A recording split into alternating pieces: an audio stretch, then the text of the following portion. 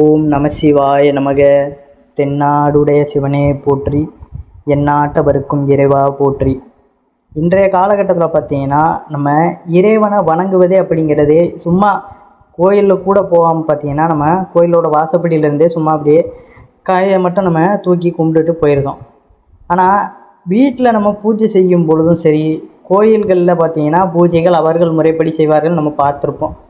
ஆனால் வீட்டில் நம்ம செய்கின்ற இந்த பூஜைகள் பார்த்திங்கன்னா இன்று சில பேருக்கு எப்படி முறைப்படி செய்யணும் அப்படிங்கிறதே தெரியலை.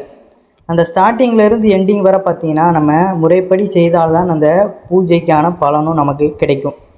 வேகமாக பார்த்திங்கன்னா இயங்கி கொண்டிருக்கும் இந்த உலகத்தில் நமக்கான கடமைகளும் ஏராளம்தான். காலையில் எழுந்தவுடன் அதற்கான பணிகளும் அதிகமாக இருக்கும்.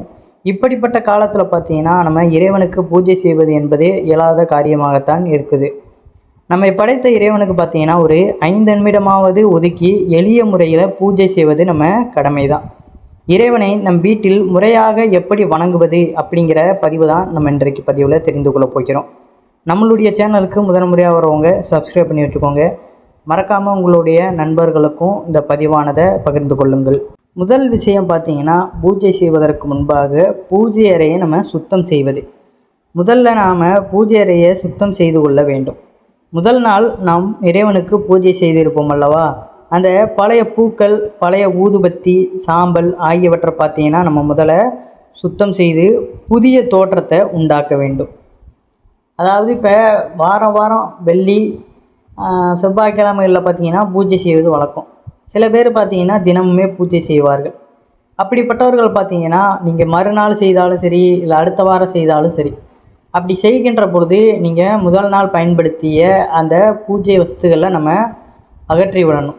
அது எல்லாமே பார்த்திங்கன்னா நம்ம அப்பொழுது பூஜை செய்யும் பொழுது உயிரோட்டம் இருந்திருக்கும். அதற்கப்புறம் பார்த்திங்கன்னா அதற்கு உயிரோட்டமானது அற்று போய் இருக்கும். அதை திரும்ப திரும்ப நம்ம அதே இடத்துல வைத்திருக்கிறது ஒரு வகையான எதிர்வினையைத்தான் உண்டு பண்ணும். அதனால் அடுத்து பூஜை செய்யும் பொழுது பார்த்திங்கன்னா சுத்தமாக எல்லாத்தையுமே நம்ம தொடச்சி க்ளீன் பண்ணிடணும். இதுதான் பார்த்திங்கன்னா முதல் பாயிண்ட்டு. அடுத்து பார்த்திங்கன்னா அபிஷேகம். கோவிலில் செய்வது போன்ற அபிஷேகம் பார்த்திங்கன்னா நம்ம வீட்டிலையுமே தினசரி இறைவனுக்கு நம்ம செய்வது சாத்தியம் கிடையாது தான். ஆகவே நம் வீட்டு பூஜை அறையில் பார்த்திங்கன்னா இருக்கும் பஞ்சபாத்திரத்தில் அந்த நீர் இருக்கும் பார்த்தீங்களா, அதை பூவால் எடுத்து இறைவனை பாதத்தில் 2 சொட்டு நம்ம சமர்ப்பிக்கலாம். அப்படி செய்யும் பொழுது பார்த்திங்கன்னா சமர்ப்பயாமி அப்படிங்கிற இந்த வார்த்தையை நம்ம கூற வேண்டும். உங்கள் வீட்டு சுவாமி படங்கள் அதிகமாக உள்ளது என்றால், அதாவது சில வீட்டில் பார்த்திங்கன்னா நம்ம விக்கிரகங்களை வச்சுருப்போம். விக்கிரகங்கள் இல்லாத சமயத்தில் பார்த்திங்கன்னா சாமி ஃபோட்டோக்களை தான் நம்ம சுவத்தில் அதிகமாக மாட்டி வச்சுருப்போம். அப்படி இருக்கிற பட்சத்தில் பார்த்திங்கன்னா உங்கள் வீட்டு சுவாமி படங்கள் அதிகமாக உள்ளது என்றால் பொதுவாக 2 சொட்டு நீரை மட்டும் பூமியில் விட்டு சமர்ப்பயாமி என்று கூறிவிட்டு அபிஷேகத்தை நம்ம முடித்து விடலாம். இதற்காக பார்த்திங்கன்னா நீங்கள் பயன்படுத்தும் நீரானது தூய்மையாக இருக்க வேண்டும். உங்கள் வீட்டில் பன்னீர் இருந்தாலும் அதை நீங்கள் பயன்படுத்தலாம். அதாவது இது அபிஷேகம் செய்ததற்கான ஒரு ஆதாரமாக இது இருக்கின்றது. 2 சொட்டு நம்ம பூவால் தரையில் விடணும். சமர்ப்பயாமி அப்படிங்கிற இந்த வார்த்தையை கூறணும். இதுதான் பார்த்திங்கன்னா வீட்டில் நம்ம செய்கின்ற அபிஷேகத்திற்கான முறையான பலன். அடுத்த விஷயம் பார்த்திங்கன்னா பூக்கள். இறைவனுக்கு நம்ம பூஜை செய்யும் பொருட்களில் முக்கியமானது ஒன்றுனா அது இந்த பூக்கள் தான். அந்தந்த இறைவனுக்குன்னு பார்த்திங்கன்னா ஒரு சிறப்பு பூக்கள் உண்டு.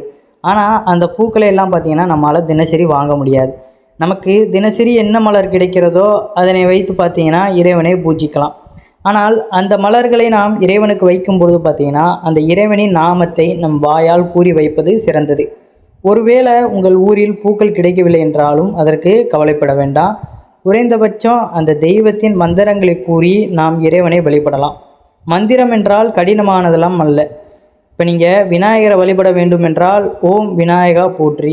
முருகரை வழிபடுறீங்கன்னா முருகனை வழிபட்டால் ஓம் முருகா போற்றி. துர்க்கை அம்மனை வழிபடுவதனால என்ன சொல்லுவோம், நம்ம துர்க்கை அம்மனை போற்றி. இப்படி நீங்கள் பூ வைக்கும் பொழுது பார்த்தீங்கன்னா எந்த இறைவனுக்கு நீங்கள் பூ சாட்டுறீங்களோ அந்த இறைவனுடைய நாமத்தை ஓம் விநாயகா போற்றி, ஓம் நம சிவாயா போற்றி, இப்படி அவர்களுடைய நாமத்தை கூறி நம்ம பூ வைப்பது இன்னும் சிறப்பான விஷயமாக இருக்கும். இதுதான் பார்த்திங்கன்னா முறைப்படி நம்ம பூஜை செய்வது. முதல் விஷயம் என்ன, சுத்தப்படுத்தணும். அடுத்து அபிஷேகம், அதற்கப்புறம் பூக்கள் சாற்றுவது. அதற்கடுத்து பார்த்திங்கன்னா தூபம் காட்டுவது. சாம்பிராணி புகை போடுவது தான் தூபம் என்பார்கள். இந்த தூபத்தில் இருந்து வரும் புகையை நாம் வீடு முழுவதும் பார்த்திங்கன்னா காட்டலாம். உங்கள் வீட்டில் தூபம் போடுவதற்கான வசதி இல்லை என்றால் நல்ல வாசனை உள்ள ஊதுபத்தியை பயன்படுத்தி பூஜை செய்யலாம். பூஜை செய்யும் பொழுது பார்த்திங்கன்னா ஊதுபத்தியாக இருந்தாலும் சரி, தூபமாக இருந்தாலும் சரி, அதை நம்ம சுவாமிக்கு சுற்றுவோம் பார்த்தீங்களா, அப்படியே மேலேருந்து கீழே வரையும் நம்ம சுவாமிக்கு சுற்றும் பொழுது அதை வலது பக்கமாக தான் சுற்றி பூஜை செய்ய வேண்டும்.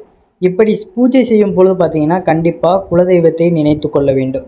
அதாவது தூபம் காட்டும் பொழுது நம்ம குலதெய்வத்தை மனதார நினைத்து கொண்டு நம்மளுடைய வீடு முழுவதுமே அந்த புகையை நம்ம பரவ செய்யணும். இப்படி பரவும் பொழுது நம்ம வீட்டில் எந்த இடத்துல தேவையில்லாத எதிர்வினைகள் இருந்தாலுமே அந்த சாம்பிராணி தூபம் முற்றிலுமாக விரட்டி அடைத்து விடும் அப்படிங்கிறது தான். நீங்கள் எவ்வளோக்கு எவ்வளோ பார்த்தீங்கன்னா சாம்பிராணி தூபத்தை வீட்டில் காட்டுறீங்களோ அந்த அளவுக்கு பார்த்தீங்கன்னா நன்மைகள் நடைபெற்று கொண்டே இருக்கும். எந்த ஒரு சண்டை சச்சரவுகள் எதிர்வினைகள் அப்படிங்கிறதே இருக்காது. ஏன்னா இதை முயற்சி செய்து பாருங்கள். முன்னாடி நீங்கள் சண்டை சச்சரவோடு பிரச்சனையோடு இருந்தாலுமே இவ்வாறான பூஜை முறைகளை நீங்கள் முறைப்படி செய்யும் பொழுது அதற்கப்புறம் அதெல்லாம் தவிடு பொடியாகி உங்களிடம் அண்டவே அண்டாது அப்படிங்கிறது தான் நிதர்சனமான உண்மை.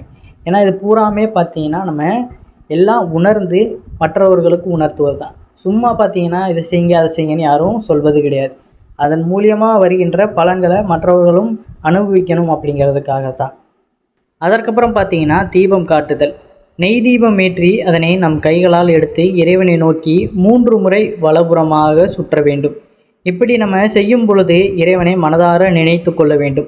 தூபம் காட்டிய பிறகு தான் பார்த்தீங்கன்னா கட்டாயம் தீபம் கட்டாயமாக காட்ட வேண்டும். அடுத்து பார்த்தீங்கன்னா நெய்வேத்தியம். நெய்வேத்தியம் என்பது பார்த்திங்கன்னா நம்ம சுவாமிக்கு படையல் செய்வது தான்.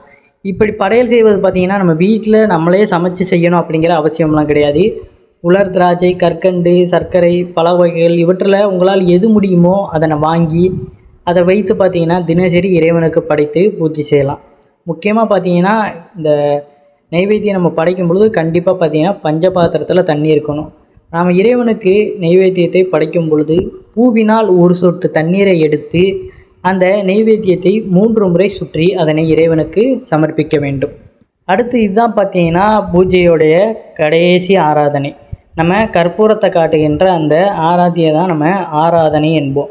நாம் செய்யும் பூஜையின் இறுதி கட்டத்தில் தான் கற்பூர ஆராதனையை நம்ம காட்ட வேண்டும். சிலர் வீடுகளில் பார்த்தீங்கன்னா கற்பூர ஆராத்தியை காட்டும் பழக்கம் இருக்காது. கற்பூர ஆராதி காட்டும் பழக்கம் இல்லாதவர்கள் பார்த்தீங்கன்னா நெய் தீப ஆராதி காட்டும் அதே நம்ம பூஜையை முடித்து கொள்ளலாம். அதாவது கற்பூரத்தை வச்சு நம்ம சுவாமிக்கு காட்டுவதில்லை அப்படிங்கிற பட்சத்தில் அந்த நெய் தீபம் ஏற்றுவோம் பார்த்தீங்களா, அதோடையே நம்ம பூஜையை முடித்து கொள்ளலாம். கற்பூர ஆராதனையை காட்டும் பழக்கம் உள்ளவர்கள் தூபகளில் கற்பூரத்தை ஏற்றி இறைவனை நோக்கி வலதுபுறமாக 3 முறை சுற்ற வேண்டும். அதனுடைய பார்த்திங்கன்னா ஆராதனையை நம்ம முடிக்க வேண்டும். பூஜை முடியும் இந்த கட்டத்தில் பார்த்திங்கன்னா உங்களுக்கு தெரிந்த ஸ்லோகங்கள் இல்லைன்னா பார்த்திங்கன்னா இறைவனுடைய அந்த சாமி பாடல்களை கூட நீங்கள் மொபைல்களில் டிவியில் போட்டு அதை வைக்கலாம். உங்களுக்கு தெரிஞ்சால் நீங்கள் கூட அதை பாடிக்கிட்டே அந்த ஆராதனையை நம்ம வீடு முழுவதும் முதல்ல இறைவனுக்கு காமிச்சு அதற்கப்புறம் வீட்டு வாசல் இப்படின்னு அனைத்து திக்கத்திலையும் நம்ம காமிப்பது நல்லது. தீப ஆராதனையை நம்ம கைகளால் தொட்டு கண்ணில் ஒற்றுக்கொள்ள வேண்டும்.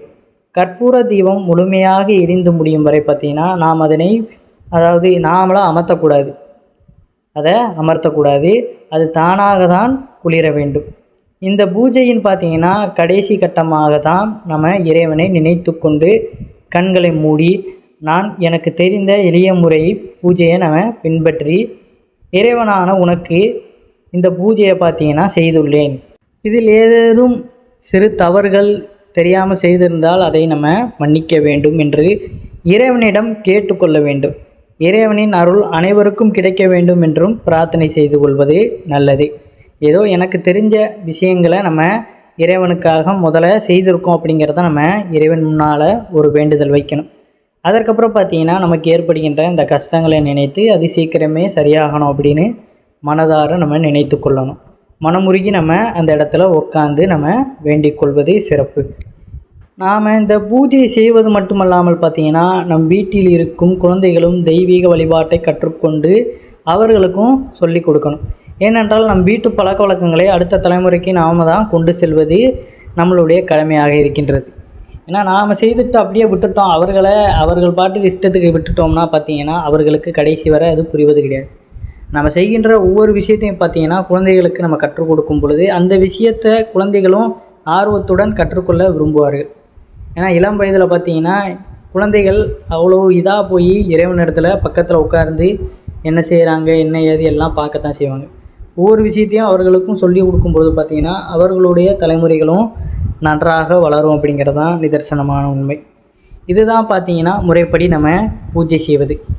முதல்ல சுத்தம் படுத்தணும், அதற்கப்புறம் பார்த்திங்கன்னா அபிஷேகம் நம்ம செய்யணும், அதுக்கப்புறம் சாம்பிராணி தூபம் காட்டணும். இல்லை சந்தனம் குங்குமம் இதெல்லாம் பொட்டு வைப்பீங்கன்னா பார்த்திங்கன்னா அதையுமே நீங்கள் சுத்தப்படுத்தி விட்டு அதற்கப்புறம் சந்தனம் குங்குமம் பொட்டு வச்சு அதற்கப்புறம் அபிஷேகத்திலேருந்து நீங்கள் ஆரம்பிக்கலாம். அதற்கப்புறம் சாம்பிராணி தூபம் காட்டுவது, நெய் தீபம் காட்டுவது, நெய்வேத்தியம் படைப்பது, அதற்கப்புறம் கற்பூர ஆராதனை காட்டுவது. இப்படி முறைப்படி நீங்கள் பூஜைகளை செய்து வரும்போது தான் பார்த்திங்கன்னா உங்களுக்கான அந்த பலன் கிடைக்கும். இன்னும் சில பேருக்கு இது தெரிவது கிடையாது. நிறைய பேர் அந்த பூக்களையே வைத்துக்கொண்டு அட்லீஸ்ட் நீங்கள் பூ போடலை, நான் பழைய பூஜை முறைகள் அப்படியே இருக்குது, காஞ்சி போய் இருக்குது, திரும்ப பூஜை செய்ய போகிறீங்க, விளக்கு மட்டும் ஏற்றுதீங்க அப்படின்னா கூட அந்த பூக்களை பூராமே அப்புறப்படுத்தி விடுவது நல்லது. அதை விட்டுட்டு பார்த்திங்கன்னா அப்படியே நீங்கள் பூஜை செய்வது எந்த வகையிலையுமே பலன் தராது. இப்போ போன வாரம் பண்ணியிருக்கோம், அதே சூழலோடு நம்ம அப்படியே பண்ணக்கூடாது. அதை சுத்தப்படுத்திட்டாவது சும்மா விளக்கேற்றி வழிபாடு செய்வது. எங்களால் அவ்வளோ கிராண்டாலாம் பண்ண முடியாது அப்படிங்கிற பட்சத்தில் பார்த்திங்கன்னா இந்த முறைப்படிலாம் எங்களால் பண்ண முடியாது அப்படின்னு இருக்கிறவங்க இந்த அளவுக்கு சும்மா விளக்கேற்றியாவது பார்த்திங்கன்னா இறைவனை மனதார நினைத்து கொள்வது நல்லது.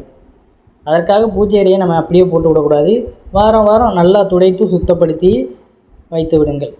உங்களால் முடிகின்ற நேரத்தில் இவ்வாறு படையல்கள்லாம் போட்டு நீங்கள் பூஜை முறைகளை செய்யலாம். அதுவரையும் பார்த்திங்கன்னா அது எப்போ நமக்கு கிடைக்குதோ அப்போ மட்டும்தான் செய்யணும் அப்படிங்கிறதெல்லாம் கிடையாது. ஏதோ ஒரு விளக்கு ஏற்றி மனதார இறைவனை அந்த இடத்துல கொஞ்சம் நேரம் உட்காந்து வேண்டிக் கொள்வதில் எந்த ஒரு தவறுமே கிடையாது. ஆனால் முடிந்தவர்கள் பார்த்திங்கன்னா தினந்தோறும் இல்லை வாரத்திற்கு 2 முறையாவது இவ்வாறான பூஜைகளை செய்து கொள்ளுங்கள். எப்பேற்பட்ட துன்பங்களாக இருந்தாலும் பார்த்திங்கன்னா நம்ம இறைவனிடத்தில் போக்கிக் கொள்ளணும் அப்படிங்கிறதுக்காக தான் இந்த பூஜைகளை நம்ம செய்கின்றோம். அதனால் மனதார நினைத்து செய்யுங்க. வீடும் எப்பொழுதும் வளமாக இருக்கும், உங்களுக்கும் வளமான வாழ்க்கை அமையும் அப்படிங்கிறது தான் நிதர்சனமான உண்மை. இந்த தகவல் உங்களுக்கு பிடிச்சிருந்தா உங்களுடைய நண்பர்களுக்கும் இந்த பதிவானதை பகிர்ந்து கொள்ளுங்கள். மறக்காமல் இந்த வீடியோவுக்கு ஒரு லைக் பண்ணிடுங்க. நன்றி, வணக்கம். அனைவரும் என்றும் இறையருள் பெற்று நலமுடன் வாழ வேண்டும். ஓம் நம சிவாய நமக.